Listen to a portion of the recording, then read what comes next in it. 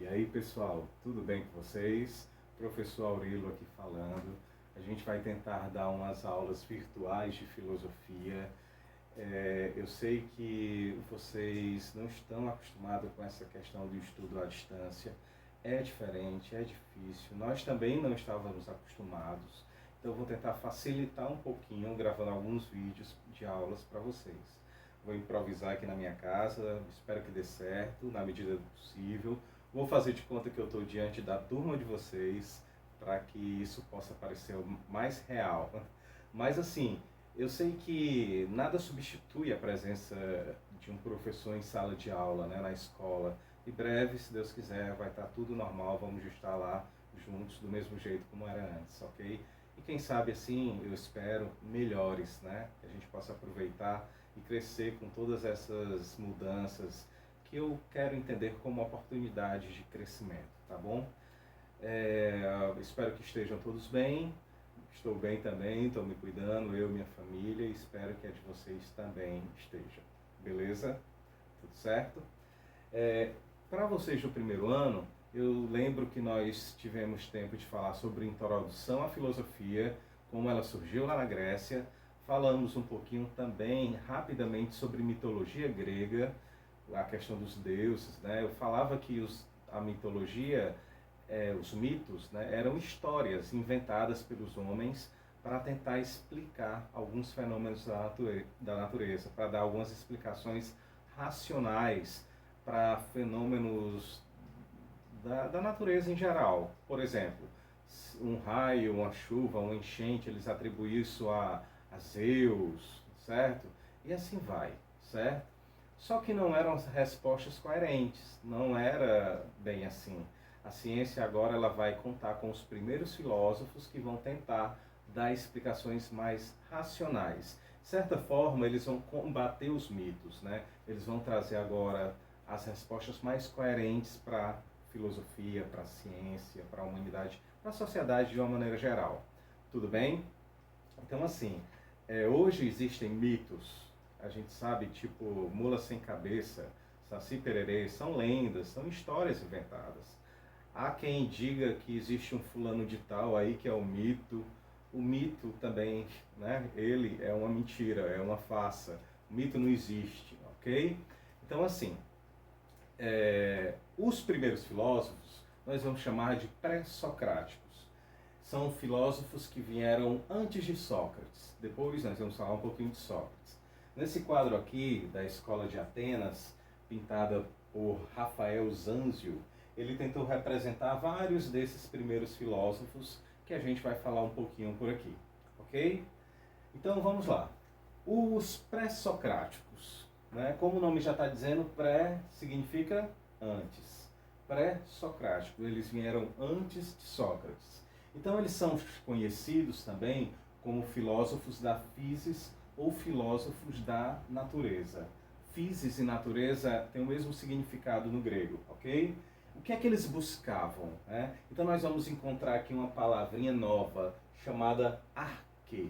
Eles buscavam o arquê das coisas, ou seja, qual era a essência de tudo, qual a origem das coisas, né? Eles já se perguntavam como é que a vida, como é que o universo, como é que tudo começou.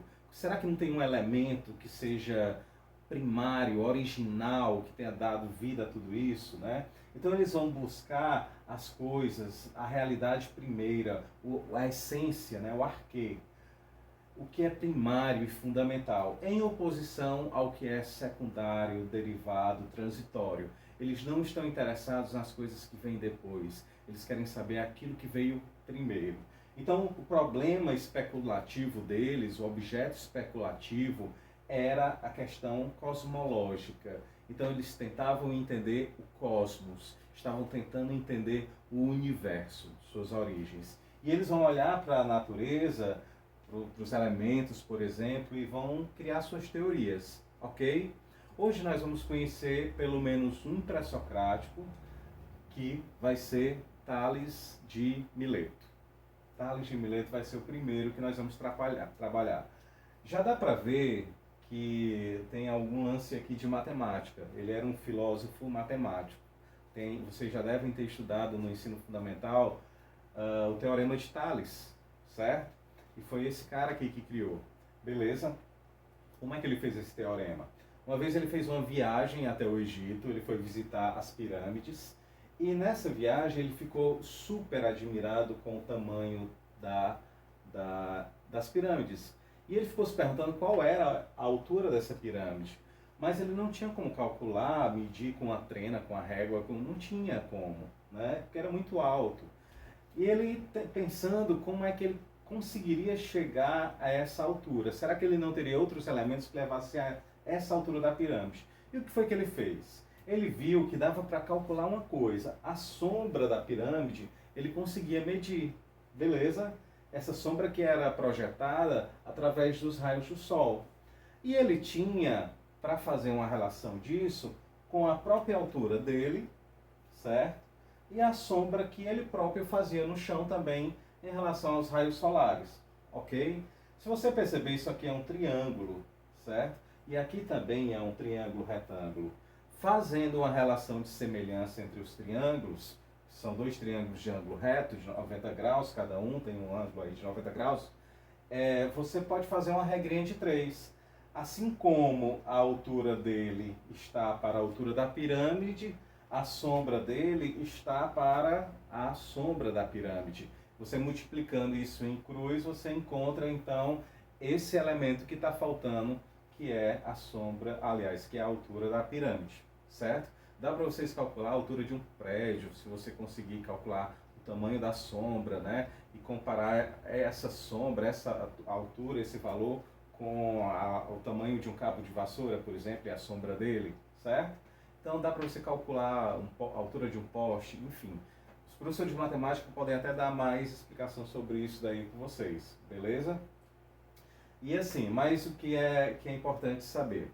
Que nessa viagem também para o Egito, ele observou demais os astros, o céu, a posição do Sol, da Lua, e ele conseguiu prever com bastante antecedência um eclipse solar, né? Onde ele conseguiu prever que daqui a tantos anos a Lua iria passar exatamente na frente do Sol e o Sol iria escurecer, né? Nós não iríamos ver a luz toda do Sol.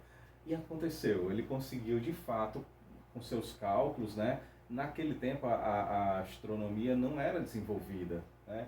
E ele só observando que às vezes a Lua passava bem pertinho do Sol, no outro dia estava um pouquinho mais afastado, então ele observando esses movimentos, ele conseguiu prever quando esse alinhamento entre Sol, Lua e Terra iria acontecer.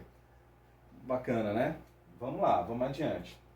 Nessa viagem, então, para o Egito, ele percebeu uma coisa, que na ida até as pirâmides estava tudo seco.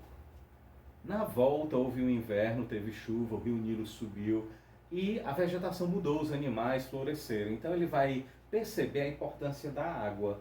A água, então, para Tales de Mileto, vai ser esse elemento mais importante do universo, que é o que ele vai dizer que traz vida, né, para as coisas. E de fato é. Sem água a gente morre. Então a água vai ser o arquê para Tales de Mileto.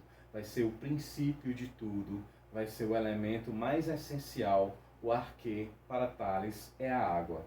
Tanto é que na cabeça dele, ele esboçou um mapa do planeta, né, do globo.